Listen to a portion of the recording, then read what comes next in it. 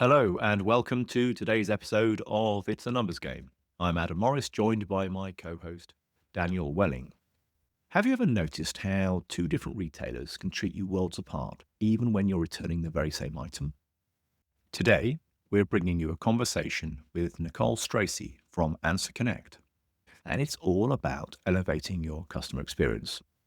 And in today's episode, you'll learn how to offer an optimized 24/7 service, how to integrate call handling smoothly within your existing systems, and the power of consistent brand representation through professional, friendly voices at any time of the day. So, ladies and gents, please welcome Nicole Stracey.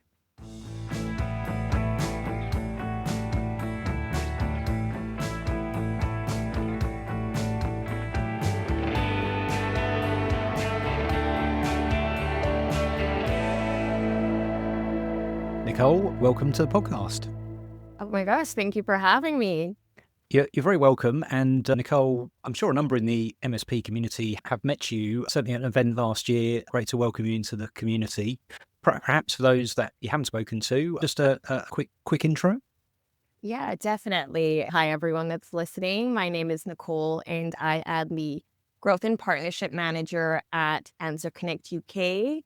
For those of you who potentially maybe haven't met me at an event or don't know AnswerConnect, we are a 24/7 live answering service. And we currently operate across the UK, US, and Canada with over 1,500 employees across the three continents. And we support hundreds of MSPs daily, focusing on their streamlining processes, customer service, and helping with a host of things such as capturing and qualifying valuable clients, etc., which I'm sure you can touch in later on in the episode. Absolutely. And maybe just a short section at the end, we can touch on Formula One and our shared interest in motorsport. Right. So, yeah, good. Would love to. Good. So yeah, we're talking about call answering, which some listeners to this episode will see that as quite a dry, like unimportant topic. So maybe you could tell us a little bit about what your clients are talking to you about when you're trying to understand their needs and issues. Yeah, definitely. I think if you look in kind of the grand scheme of everything, MSPs essentially are third-party vendors. And what you do is have, everything from cloud computing management, IT support, networking infrastructure, etc. And a lot of it is, supporting SMBs, SMEs. So what we do at AnswerConnect is kind of help to take some of that load off MSPs in the sense that we want to offer 24/7 support and call handling. A lot of the clients that I work with are, engineering technicians at heart or, cyber geeks that love everything to do with IT, but maybe their strong suit and strong point isn't particularly customer service facing roles, sales, answering calls, administrative work. So where we kind of fit in is leaving anyone within the MSP industry and IT solutions to kind of focus on what they're great at and outsource to us up to what we're great at. And that's kind of where we marry up. Okay. Couple avenues then open up from there. I mean, the first one, and certainly my own experience, was the hours of coverage. So I would dread 8 o'clock on a Monday morning because the answer machine light was flashing and I'd already had 3 or 4 missed calls on my mobile because the help desk wasn't open. The clients knew the help desk wasn't open until 9 o'clock. And I'd very clearly stated that we did not do out of hours, but clients don't seem to worry too much about that when they can't get their email or their PC won't turn on. So the sort of starting point for this, is that normally where an MSP is like, actually, this is an aggravation for us? Yeah, definitely. I think 24/7 is so important. If you kind of look at the buying market at the moment or just business in general, the way people are now, it's no more of 3 to 5 working days for a client. People honestly want something instant. They want to be able to have their problem solved then and there. They want to be able to have someone hear their issue then and there. And I think that is kind of the basis of what sets you apart from other businesses. Unfortunately, IT faults or emergencies, for example, they're not limited to office hours, just like you said. So, someone's calling you at 8 a.m. with an issue that they've got, but they might have had that fault or that technical difficulty at 2, 3, 4 a.m. And now it's lingered for hours and they've got this frustration growing. or potentially even the MSP itself to service their clients, they want to be able to help to build that trust with them that they're going to have that 24/7 availability. And I think that's why it's so important, because I think, if your whole business essentially is, focused on connectivity, IT support, and service, then this should be a key part of your business model. And having, a solution there that is proactively 24/7 allows you to prevent small issues from snowballing into a crisis. And, I found that on-call teams that, are reached out to via email or during working hours during the day, they just don't have that availability. So being able to have, someone outsourced or a service similar to ours that is there in the background to support you is so important.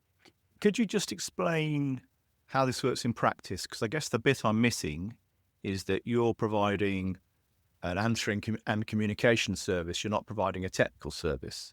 So if someone's Yeah. calling in the middle of the night because they need technical support for whatever reason, how do you fit into that? Because they're still calling for technical support.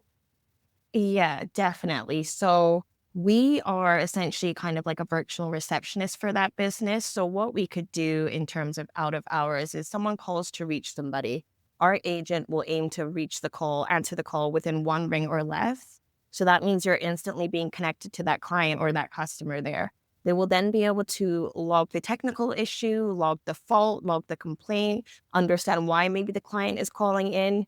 Then the business that we are supporting we can either forward that call to an on-call engineer that you have, or a technician. We can log a fault into your CRM. We can email the direct inbox that you are asking us to kind of leave that contact information for. It's essentially a service there to help back up you to have operate like seamless operations across all time zones, essentially. And is there any intelligence in that process so it can filter calls that, for whatever reason, that client doesn't have out of hours, or it's not the right level of ticket, for example? Is there any kind of intelligence built into that process so it can filter some of that? Or am I kind of trying to imagine something that's just very, But very actually a hot topic within our company as well, between humans and AI and the capacity and capabilities of both.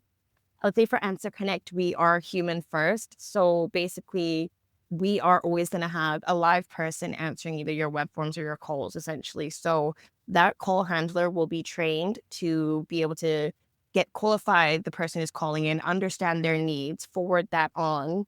So it kind of depends on how you set it up, essentially. I wouldn't say maybe there's any intelligence around it in terms of AI or something that monitors it over, but it is essentially we can qualify it I for you. guess it wasn't that. It was more, I guess, for example, what's your out of hours code? Oh, I don't have one. In which case you don't have the out of hours service. So, and then workflow says go to this part of the workflow. And then in Yes. which case something else needs to kick in into that process, perhaps. I was just trying to imagine how sort of a different, additional value could be built into that process. Yeah, definitely. So with all our scripting, it's extremely customizable. So for example, if that exact scenario happened on this scripting, it would say if this person doesn't have 24 hours or if so forth, you could then have something built in to forward it to this inbox, Okay. take this note, say this, or let them know that these are the hours or so forth. There are different things you can do to kind of navigate that. And I guess from the caller's perspective, I think I understood the point you made earlier, which is you're providing an opportunity for them to be heard. So the fact that I can tell someone just how frustrated I am that I can't get my email or print my document or whatever, that's actually part of the customer experience. And so hopefully that person then arrives at the start of service delivery, whenever that is, if it's within a certain number of hours, if they're covered, or it's the next working day, if they're not. But I can't help but think, and one of the biggest challenges we had was always trying to manage the unmanageable, the customer's perception. In all cases, you think you're doing a great job and the customer still is not happy. And there's one thing that's always the concern with an outsourced call handling service is when the caller rings, that the one thing worse than not being able to talk to someone is to talk to someone that can't help. And then the risk is you then bubble up and make that caller even more agitated. And so how do you, is there something baked into the way you train your agents to be that pacifying role? Yeah, a core kind of value of our company is that every call that comes in, they're always met with a warm and friendly receptionist voice at the other side. Our CX agents go through rigorous training and long training programs to, understand the different type of call types that come in, different type of industries that we support. And they are trained to be able to identify this and also come across this way to clients because essentially what we are offering MSPs, but also just any business across different industries is the soft skills that maybe they don't have at the moment. For example, you know, customer service. How are you able to capture these customers? How are you able to ensure that they're being met with warm and friendly people who are, answering their calls, answering their problems? I think the biggest thing for us is just the training is really, we do a lot of training with the CXs, but, also to mitigate any kind of issues. For example, on our service, I'm not sure if this is similar for all answering services, but we have, all the calls are recorded so you can access them at any point to kind of listen in. You can kind of navigate any feedback by going directly to your account manager if there's something that flags. We work with you to ensure that we are representing your business the best that we can to ensure that what we're doing for you is exactly how you would like. And possibly more than an MSP might do with their own internal staff in terms of training them how to answer the phone, maybe. I think the biggest thing to kind of think about as well when it comes to call handling is just how important that call is to you and if missing it is that much of an issue. Mhm. For example, if you look at, your marketing spend, for example, like, do you know what your cost per lead is? You know, you have to figure out how much you're really spending on your marketing and divide that by your total leads to fully understand how much you are spending on your customers. And when you think about potentially missing a call, are you missing, your next big client? Are you maybe throwing money down the drain by not being able to answer every call that comes through? Because essentially, as well, if there are, tons of MSPs that do a lot of similar businesses, similar solutions, or offer similar things, if a client is calling to potentially reach you, and then they can't, what's the likelihood that they'll just go to the next best service and call them? So you also have to kind of look at it from like a perspective of, the true cost of a missed call, essentially. Mhm. Absolutely, and certainly we feel your pain there in terms of the cost of acquiring, well, generating leads and acquiring clients. Generally, yeah, you definitely don't want them arriving at a negative first experience. And I mean, we've talked a little bit about handling technical calls, but if we were setting up a service here and like our standard menu might be one for support if you're an existing client, two for new business, or free for accounts or whatever. Are we talking about that sort of configuration, or do you take individual, like would you only take calls for sales or only take calls for support, for example? How does that work? Yeah, I mean, you kind of explained it a little bit there. You seem to have a great understanding of it, but we are completely customizable in the sense we can do different call types for you. So you can do, new inquiries, new business, current business. If there's a specific person someone would want to speak to, we can put them through to that.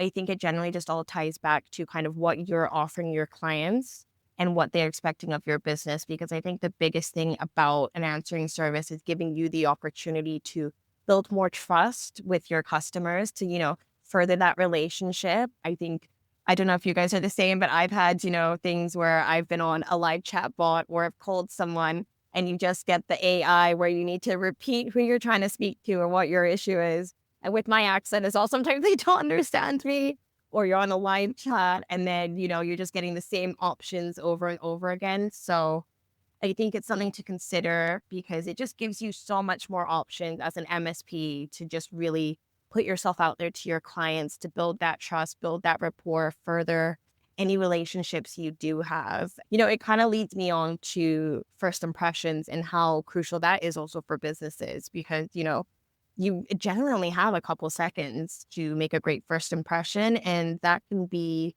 how you stick in someone's mind. And the majority of actually first inquiries are by phone. So being able to offer, a quick, professional, friendly response is really critical for capturing that lead as soon as possible, to be honest.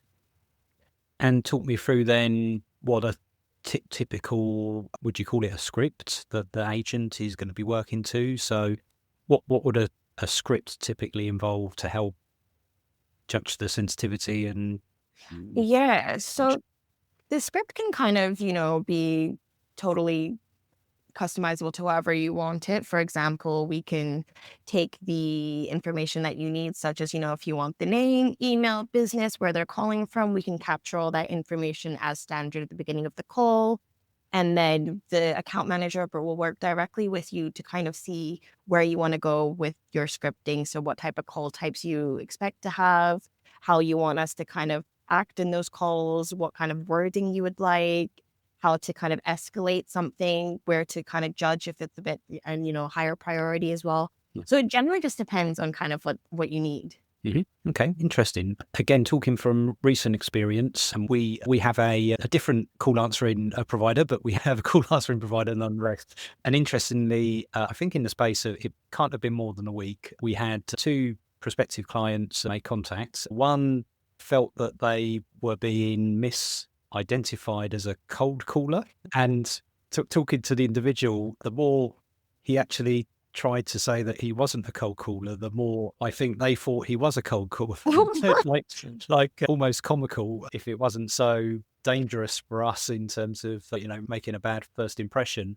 And then within a week, another prospective client, in particular, I'm like, and how did you find that call? They were like, no, it's brilliant and no problem at all. And so there's a real mix of expectations and scenarios. So I can see it being quite tricky to capture and delegate that handling process without making it too cumbersome. So, if you want to get 5 bits of information, and the prospect just wants, look, it's Daniel, here's my email, I just want someone to send me an email, or, I just want to call back, or I just want to book a call with Adam, for example, would you have that level of customization? So could the call agent have my Calendly, Adam's Calendly, and actually pick between us? So, who do you want to talk to and how urgent is it? And could they do that sort of logic that you can't do with Calendly out the box? Yeah, absolutely. We're able to integrate and put your booking links on. So our agents can actually book directly into your Calendly, or you also get access to a software called Setmore as standard with our AnswerConnect as well. So it's our in-house scheduling system as well. But I guess in terms of what you're saying there, yeah, completely agree. Our receptionists basically are trained to identify hot leads and urgent callers and route them quickly. And we also prepare scripts for, common scenarios to maintain consistency. So this is also, to avoid maybe identifying the wrong caller as a cold caller, or, making a mistake, especially if the call is so crucial to you guys. So this has got me thinking. Now, I'm a cold caller. I want to get through you. You're the gatekeeper in this instance, but I'm actually a cold caller. So what tricks can I use to make it look like I'm a genuine caller? I can get through. I mean, I hope no cold callers are listening. No, this is gold dust now. This is gold dust. So how to get past an answering service that's a gatekeeper?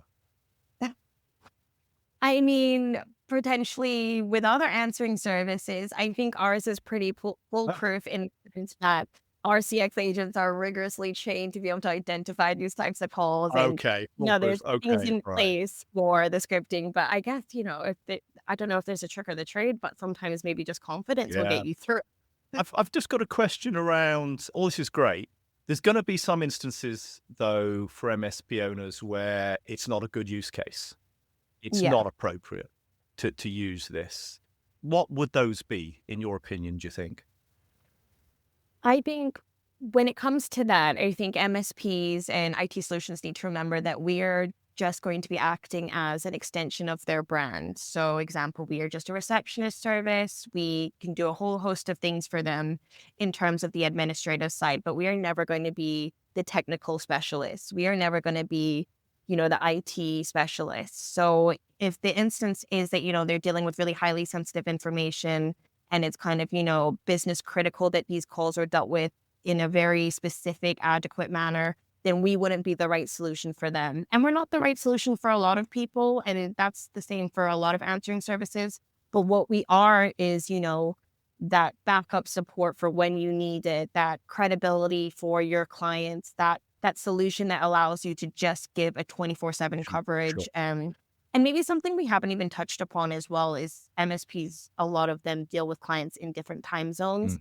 And that's where we come in as well. We're able to kind of capture calls coming in or information or inquiries when potentially, you could be operating on a UK time zone and someone else is coming in from the US. And clearly, for this to be successful, the client, the MSP in this instance, has to take ownership of what happens when you complete the call and push the text or the email through or whatever it is that you're pushing through.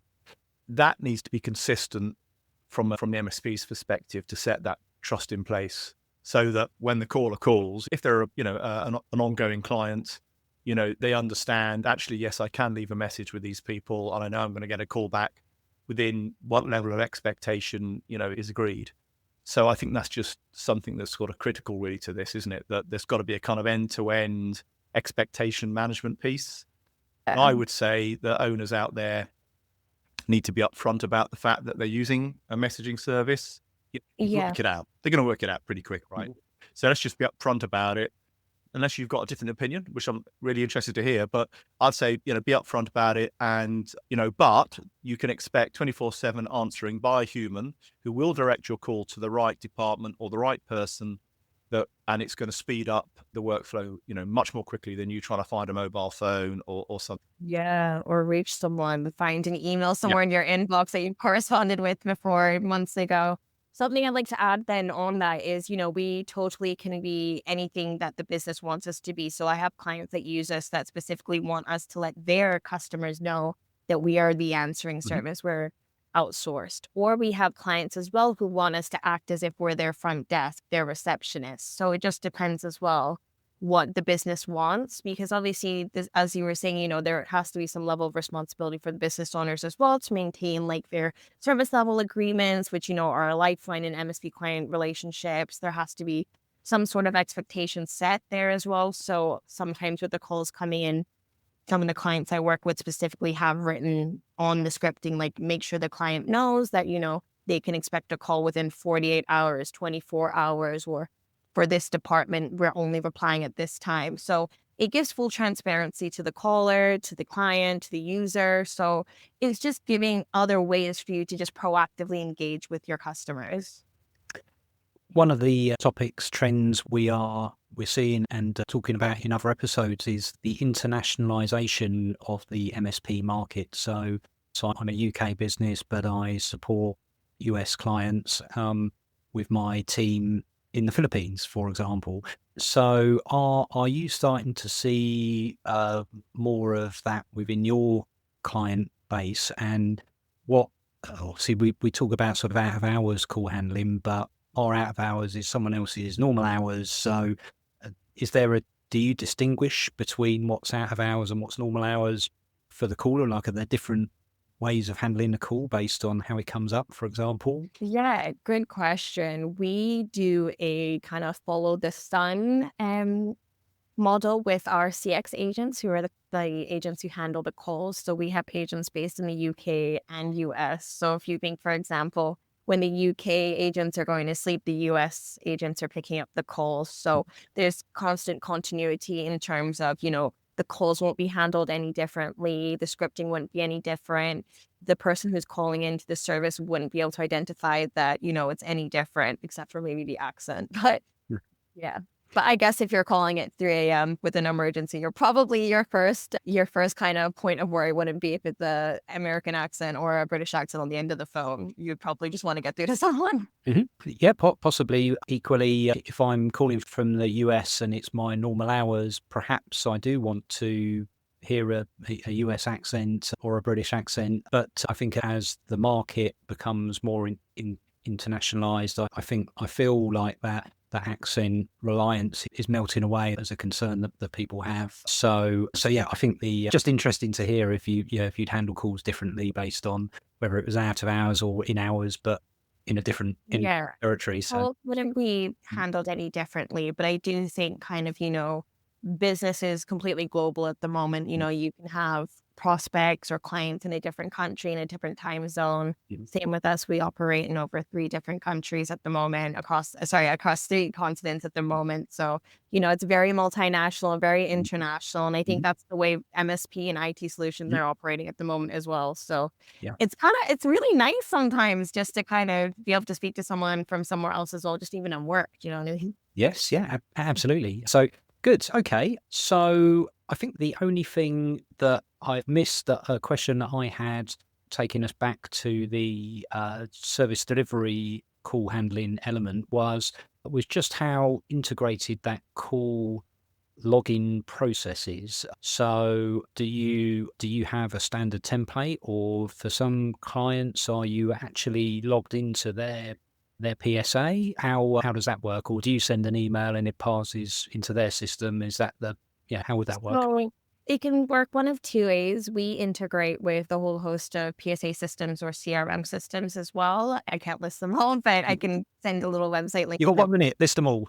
I've logged in already. And then on top of that as well, if you do utilize our service, we offer you a app which you can access on your phone, on the website, on your desktop. And that way you can kind of see all your calls, all the emails are logged there, all the information that you get from the calls is all logged there. So you kind of can have it into your inbox and into the app as well. And it's just really easy as like an organizational tool as well for having, you know, some people really only utilize this for the out of hours aspect. So during your day-to-day business hours, they have, you know, if they do have someone in office that does the calls, or they do have an administrative assistant, the work can be separate. That way it's not getting confused, or they also have access to that as well. So it just depends on really how you want to set everything up. So somewhere near the top of a use case, going back to use cases that we talked about earlier, in my head at least, would be an overflow. So you call the support desk, all your support guys are busy, you know, away from their desk, having lunch, whatever it is. You don't want to go into voicemail because that's impersonal. So it overflows to you. You then log a ticket in the PSA, and the engineer, the dispatch person, or whoever can then, you know, jump on that and service the client appropriately. So that's obviously an end-to-end approach. The engineers aren't having to work outside of the system they used to. They're not having to, you know, go into email or call you or whatever. So that's obviously a very straightforward, you know, efficient approach. And certainly that's probably near the top right of a use case. Yeah, definitely. I don't think anything needs to be kind of overcomplicated. That is basically what people use our service for. And I think it works for what they need it to be. You know, we're efficient, we're professional, we're friendly. We have everything on our back end. I think there's a lot to be said for an MSP saying, do you know what, we will always answer your call. You will have a human answer your call. You won't get a voicemail. It won't go dead. It won't just ring for hours and hours. Someone will answer the call. This is how it works. You could even show them, and you could say, actually, if it goes here, there, and still nobody answers the call, it'll then escalate up to our answering service, and you'll still get another human taking your message. They will log a ticket directly into our PSA, which goes straight to our dispatch person. You know, and I think there's a lot of confidence there in thinking that process through. Yeah, perfect. You've described it just even better than I could. Adam is available for shows, events, or hire. So yes, good. So I feel like we're pretty much there in terms of time. Normally at the end of an episode, we'd offer someone a shameless plug, but as often when a topic is so integrated into the line of business of the guest, I feel like we've already kind of done that. So if anyone listening wants to pick up the conversation, how best to reach you? Yeah, if anything in this episode was of interest, or you think potentially you could use a service like ours, feel free to find me on LinkedIn, Nicole Stracey. You can reach out to me on email as well, nicole.stracey@answerconnect.co.uk, or you can send an inquiry to our sales team on www.answerconnect.co.uk. Or they can ring you, I guess. Yeah, absolutely. Well, absolutely. Nobody answers the phone, you know. Right. Brilliant. Okay, on that bombshell then, I think it's been really interesting conversation, and it's amazing, even a topic you think you know well, there's lots of detail and nuance that's always there to discover. So thank you for your time, and we'll see you at an MSP event, hopefully later this year. Yeah, absolutely. Thank you for having me on, guys. This was a lot of fun. Thank you. Fabulous. Bye. Bye.